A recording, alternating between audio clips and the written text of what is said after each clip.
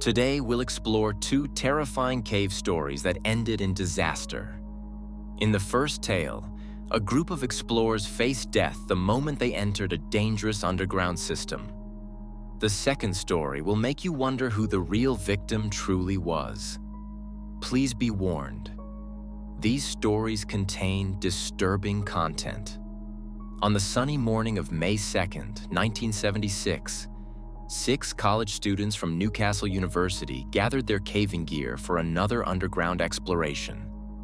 They had picked Langstroth Pot, a difficult cave system in the Yorkshire Dales, famous for its steep drops, flowing water, and underwater tunnels known as sumps. The 6 friends, Martin Blackburn, Brian Fox, Donald Southern, and 3 companions, had been exploring caves together for many months. They completely trusted each other and had learned the skills needed for tackling tough cave systems.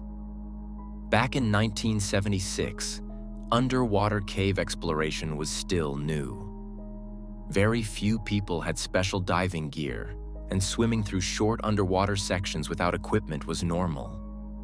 The method was simple. Fill your lungs with air, go underwater. Pull yourself through the passage using rocks on the walls, and come up for air in the next room. This needed strong lungs, good swimming ability, and total confidence. The team entered Langstroth Pot feeling excited and ready. They moved through the first rooms carefully, following known paths and checking their equipment often. The cave acted exactly as they expected: cold, wet, and challenging, but nothing they hadn't handled before. Water levels were normal for the time of year, and everything seemed perfect for their planned route.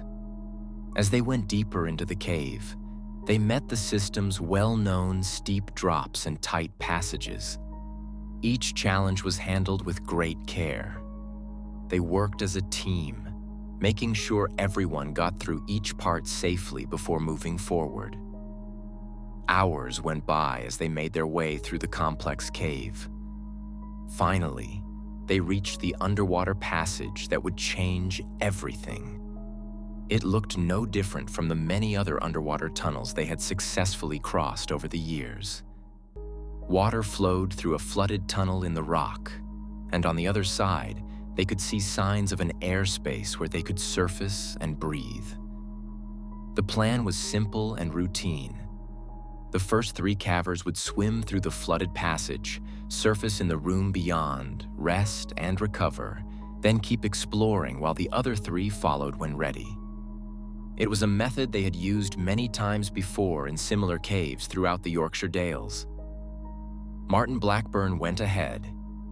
He took several deep breaths to fill his blood with oxygen, breathed quickly to remove carbon dioxide from his body, then took one final huge breath and disappeared under the dark water. The underwater passage was about 20 or 30 feet long, a distance that should have taken less than a minute for a strong swimmer. Brian Fox followed next using the same preparation. Like Martin, he vanished into the dark water with confidence, his light disappearing into the flooded tunnel. Then Donald went last of the first group. Following the same technique that had worked well for them in cave after cave throughout their caving experiences, they surfaced as planned, gasping and successful in what looked like a perfect air pocket on the far side. The room seemed like safety, a place to rest, recover, and prepare for the next part of the cave. They had done this hundreds of times before in other caves. Surface in the airspace, catch your breath, and continue exploring. This time was different. From the view of the 3 explorers still waiting their turn, everything looked normal. Their friends had made the swim and apparently surfaced safely in the room beyond. There were no sounds of trouble, no sign that anything had gone wrong.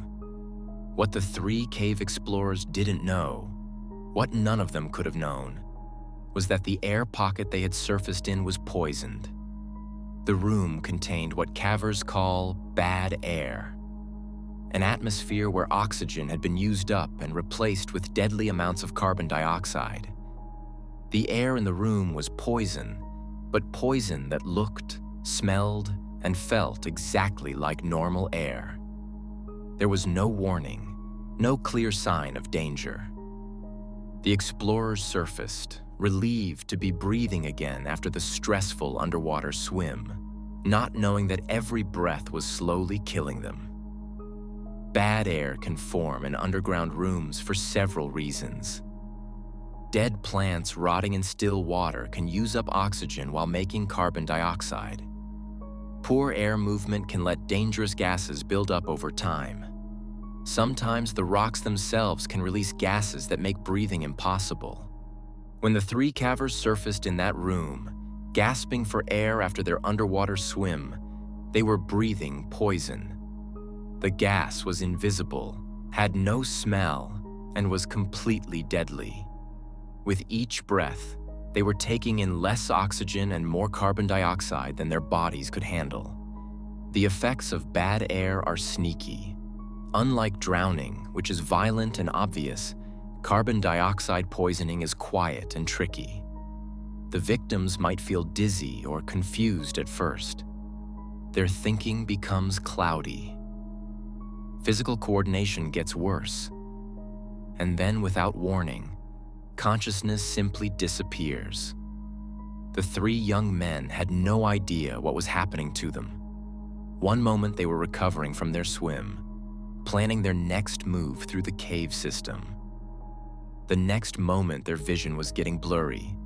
Their arms and legs were becoming heavy, and their minds were losing the ability to think clearly. One by one, all three lost consciousness and slipped quietly under the water. They didn't drown in the usual way. They were poisoned by the very air they trusted to save them after their underwater swim. Back at the original underwater entrance, the remaining three waited for their friends to return or signal that it was safe to follow.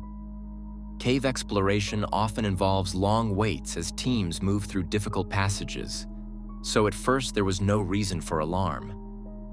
But as minutes became hours, worry grew. The cave system beyond the flooded passage wasn't particularly large or complex. Their friends should have returned by now, or at least made some noise to show they were safe and continuing their exploration. They called out. No response came back except the endless sound of flowing water. They tried shining their lights into the flooded passage, hoping to see some sign of their friends, but the dark water showed nothing. Eventually, they made the difficult decision that every cave explorer fears. They had to assume something had gone wrong and begin emergency procedures. This meant one of them would have to exit the cave system and get help from the outside world, leaving the others to continue watching the situation underground. When rescue teams finally entered Langstroth Pot with proper equipment and breathing gear, they made a discovery that shocked even experienced cave rescue experts. The three missing people were found in the air pocket room beyond the flooded passage. Not struggling in the water, not trapped by fallen rocks, but simply floating peacefully as if they had fallen asleep. The rescue teams quickly realized what had happened when they tested the air in the room. The atmosphere was toxic, containing dangerous levels of carbon dioxide and not enough oxygen to keep human life. The room that should have been a safe place had become a death trap. The three Newcastle University students had died not from any dramatic cave collapse or underground flood, but from breathing air that looked and felt normal, but was actually poison. They had successfully completed their swim through the flooded passage, reached what appeared to be safety, and then been killed by the very thing they needed most to survive. The rescue teams had to use special breathing equipment and work quickly to avoid becoming victims themselves. Even with proper gear, they could only spend limited time in the poisoned room before retreating to areas with breathable air. The investigation that followed revealed the cruel irony of the Langstroth Pot disaster. These three young men had done everything right according to the caving practices of their time. They were experienced, properly equipped for 1970s standards, and following techniques that had been used successfully in countless other cave systems. The problem wasn't human error or reckless behavior. The problem was that they encountered a natural phenomenon that was poorly understood and nearly impossible to detect without special equipment that wasn't commonly available to recreational cavers in the 1970s. Today, every serious cave explorer knows the story of the 3 Newcastle University cavers who died at Langstroth Pot. Their names are spoken with respect in training sessions and safety meetings. Their death shows that underground, even the air you breathe can't be trusted without checking. This next story takes a chilling turn that will catch you completely off guard. The details of this story will shock you. The morning of September 11th, 2002 began like countless others in Hawaii's rural fern forest area. 3 hunters gathered their gear in the early darkness, checking their headlights, extra batteries, and emergency supplies one final time. Their destination was well known among locals. The Captain's Path, a winding trail that led through thick forest toward the volcanic eruption area. This wasn't their first time walking these trails, but Hawaii's landscape held secrets that even experienced outdoorsmen couldn't always predict. The path wound through thick plants, past tall tree ferns. Everything appeared normal at first, but somewhere along their route, the hunters made a deadly decision. Whether drawn by promising animal tracks or simply wanting to explore unfamiliar territory, they wandered away from the established trail. In Hawaii's volcanic landscape, this seemingly innocent choice would prove more dangerous than they could have imagined. The island's unique rock formation creates a maze-like network of lava tubes. Hollow tunnels formed when the surface of flowing lava cools and hardens, while the melted rock beneath continues to flow. These tubes can extend for miles underground, creating vast underground mazes. When the hunters discovered what appeared to be a cave entrance, their curiosity overcame their caution. The opening seemed manageable, large enough to explore safely. What the hunters couldn't have known was that they were entering one of Hawaii's most complex lava tube networks. These weren't simple caves with clear entry and exit points, but connected tunnels that twisted and branched like underground highways. Some passages led deeper into the mountain. Others connected to different tube systems entirely. Without proper mapping equipment or extensive knowledge of the specific network, navigation became increasingly difficult. As hours passed, their initial excitement turned to concern, then to genuine worry. The passages all began to look similar in the harsh light of their headlights. Each turn seemed to lead to another identical tunnel, and attempts to go back only led to more confusion. In the maze-like passages, they got lost. Meanwhile, above ground, family members grew increasingly anxious as the hunters failed to return at their expected time. The families knew the hunters were experienced, but they also understood the unique dangers of Hawaii's volcanic terrain. The call to emergency services came as darkness fell across the fern forest area. The Hawaii County Fire Department received the report of 3 missing hunters last seen heading toward the Captain's Path area. This wasn't an unusual call for the department. Search and rescue operations in Hawaii's challenging terrain were unfortunately common occurrences. Firefighter Brent Matsuda received the emergency call at his station. At 41 years old, he was an experienced member of the Hawaii County Fire Department. With years of training in technical rescue operations, Matsuda had participated in numerous search and rescue missions across the Big Island's diverse and often dangerous landscape. He understood the unique challenges posed by volcanic terrain, thick vegetation, and the network of lava tubes that fill the island's interior. As part of the search team, Matsuda knew time was critical. In Hawaii's environment, missing persons faced multiple threats.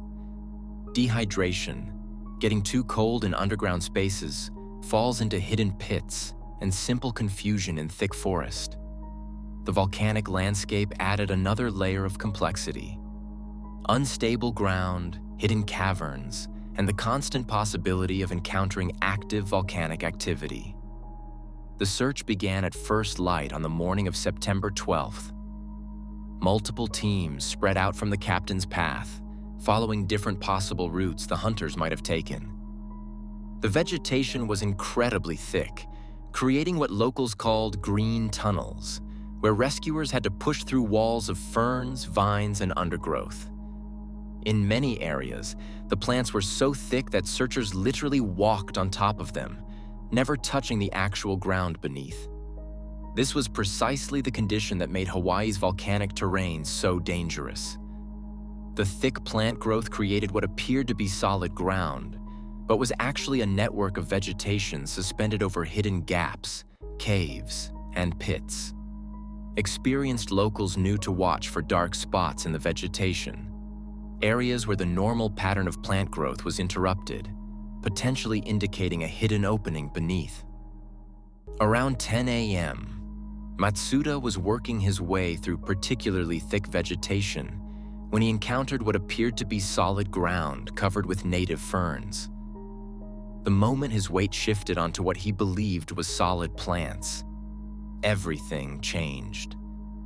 The ferns and undergrowth gave way beneath him, revealing a hidden opening that had been completely camouflaged by the plant cover.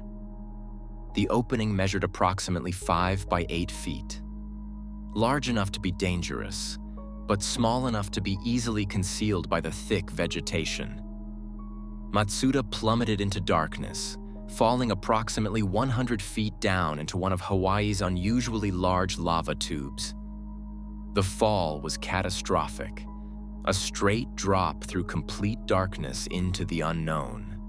His training had prepared him for many scenarios, but nothing could have prepared him for this sudden, violent descent into the volcanic underworld. The impact at the bottom of the tube was severe.